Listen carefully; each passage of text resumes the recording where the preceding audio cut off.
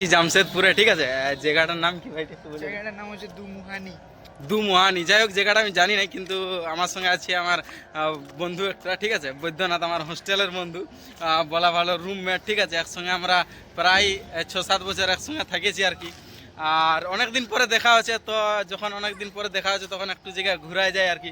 তো আমরা বেশ একটা, এটা নদী নাকি সুবর্ণরেখা না, সুবর্ণরেখা না, মানে অ্যাকচুয়ালি এখানে খড়কায় আর সুবর্ণরেখা দুটা নদীর মিলনস্থল হচ্ছে, ওই জন্য এটাকে দুমুহানি বলা হয়। দুটা নদী মিলছে, ওই দিক থেকে খড়কায় আর এই দিক থেকে সুবর্ণরেখা আছে। হ্যাঁ, তো সুবর্ণরেখা আর খড়কা এর মিলন স্থলে আমরা আজকে আসছি।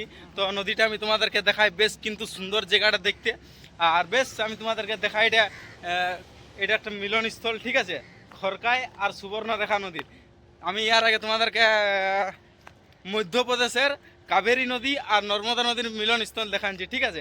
আর আজকে আমি দেখাবো ঝাড়খণ্ড জামশেদপুরের খড়কায় আর সুবর্ণরেখা নদীর মিলনস্থল, ঠিক আছে। আর বৈদ্য কিছু বলবি? আর জায়গাটা খুবই সুন্দর, বাকি দেখো তোমরা। জায়গাটা কিন্তু বেশ ভালো সুন্দর দেখতে, আর একদম পাহাড় কোলে আছে। পাহাড় মানেই ভালো লাগা, ভালোবাসা, ঠিক আছে। এই নদীর এখন মানে কম জল আছে, বর্ষাকাল হয়তো এতটা চলে আসে, এখন একটু শুখা আছে, ঠিক আছে, কোনো অসুবিধা নাই। তো তোমরা এখানে একবার আসতে পারো, সময় কাটাতে পারো।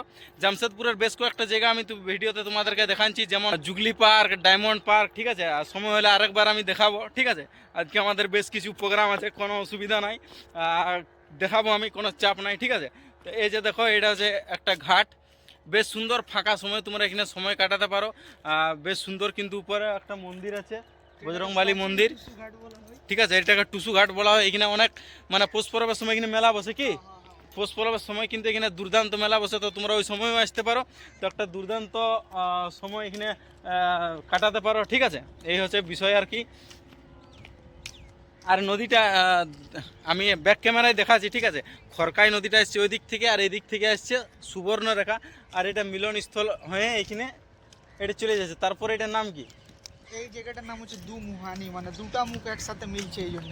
হ্যাঁ, দুটা মুখ একসঙ্গে মিলছে, এটা দুমুহানি নাম। তারপরে যে নদীটা মানে বহে যাচ্ছে, তারপরে এটার কিছু নাম আছে। এটার কিছু নাম আছে, হতে পারে যদি কিছু আছে, কিছু নাম আছে, এই মুহূর্তে আমাদের জানা নাই। যদি জানা থাকে তো এখানে স্ক্রিনে দেখতে পাবে, ঠিক আছে, লেখা বা ডিসক্রিপশনে দেওয়া থাকবে, তোমরা এটা একটু দেখে নেবে, ঠিক আছে। তো এই হচ্ছে বিষয়। আর কিছু বলতে বলবি এখানে নিয়ে বিস্তারিত? আর আজকে কি আমরা আরো অন্য কোথাও ঘুরবো, আর অন্য কোথাও আমরা দেখাবো অডিয়েন্সকে? তুমি কি বলতে চাস? দেখা যাক, দেখছি, চেষ্টা করা যাক। যদি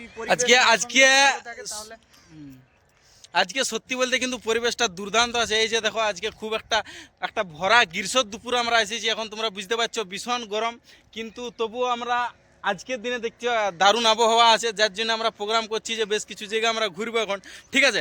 তো একই সঙ্গে তোমাদেরকে আমি দেখাবো, কোনো অসুবিধা নাই। এই হচ্ছে বিষয়। ওইটা হচ্ছে খড়কাই নদী, ওই দিকটা হচ্ছে খড়কাই নদী।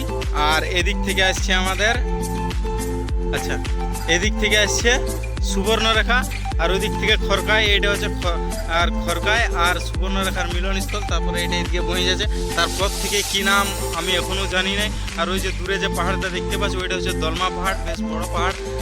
কোনো দিন যদি সুযোগ হয় তাহলে অবশ্যই যাব, দেখব কাছের থেকে। এখন ভিডিওতে দেখেছি মোটামুটি কিছু নতুন করে সাজানছে, একটা অনেক বড় জায়গা দেখেছি না ভিডিওতে। তো কোনো দিন যদি সুযোগ হয় অবশ্যই যাব। আর এই যে দেখো, জল এখন কম আছে, বর্ষাকালে সম্ভবত এটার উপরে জল চলে আসে, একদম কাছাকাছি জল চলে আসে এইগুলাতে। এখন এখানে একটা মন্দির আছে, ঠিক আছে, উপরটা দারুণ সুন্দরভাবে সাজা আছে, আমি তোমাদেরকে দেখাচ্ছি, কোনো চাপ নেই। এখানে আমরা মোটামুটি একটা সময় কাটাতে আসেছি আর কি, এই বিষয় আর কি। আর সুবর্ণরেখা নদীর মিলনস্থল হচ্ছে এটা, ঠিক আছে। এই যে উপরটা, এখানে বসে তোমরা বেশ কিন্তু সময় কাটাতে পারো। এখানে বেশ সুন্দর কিছু বসার জায়গা আছে, ঠিক আছে, আরামসে বসে তোমরা বিকালে সময় কাটাতে পারো। দেখতে এরকম বেশ কিন্তু পরিষ্কার পরিচ্ছন্ন, ঠিক আছে।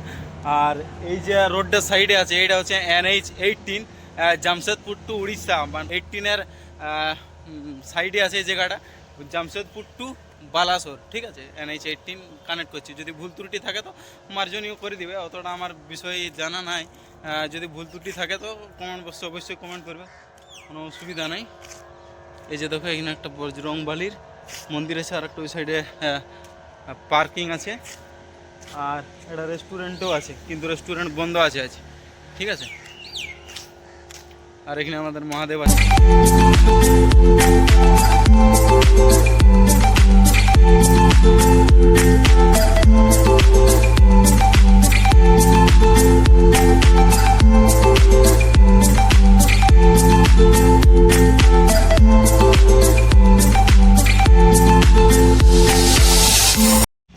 এই যে দেখো, এই ভিডিওটা হচ্ছে যে জামশেদপুরে একটা দিন, ঠিক আছে। এখন আছি আমরা জামশেদপুরের ভারত সেবা আশ্রমে, ভারত সেবাশ্রম, যাই হোক, ঠিক আছে। এটা আছে সোনারিতে। সোনারি বলে একটা মানে জামশেদপুরের একটা মানে একটা বড় জায়গার মতন আর কি, যেমন হয় আর কি একটা থানা, ঠিক আছে, সোনারি।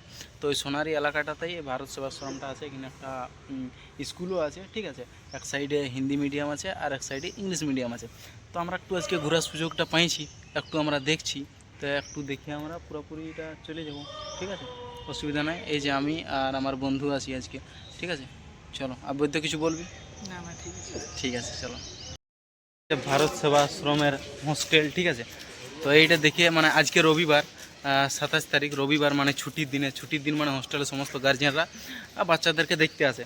তো এই হোস্টেলটা দেখে আমাদের একটু হোস্টেল লাইফ ফিলিং আসে যাচ্ছে। বৈদ্য, তুমি কিছু বলতে চাইছ বিদ্যাসাগর সম্পর্কে?